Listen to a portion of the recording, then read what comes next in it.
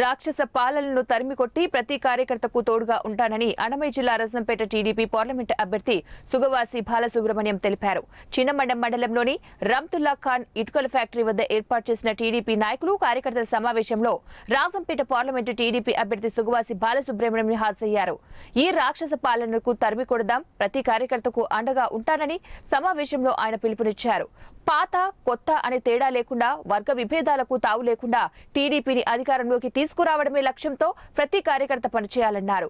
YCP చేస్తున్న దౌర్జన్యాలను కలిసికట్టుగా అందరం కూడా ఎదుర్కోవాలని, కార్యకర్తలకు ఎలాంటి ఇబ్బంది వచ్చినా అన్ని వేళలా తాను ముందు ఉంటానని పిలుపునిచ్చారు.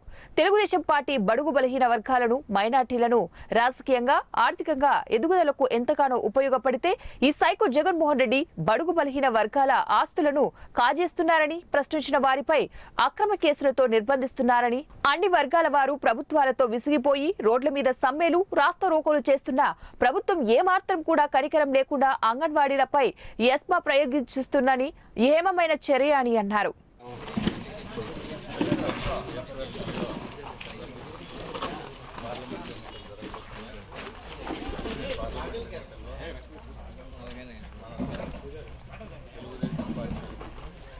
రాజంపేట పార్లమెంటు అభ్యర్థిగా దాదాపుగా మనకు ఖరారైనట్లే అని మనం అనుకోవచ్చు. బాలసుబ్రహ్మణ్య గారికి, సుభాసి బాలసుబ్రహ్మణ్య అన్న గారికి,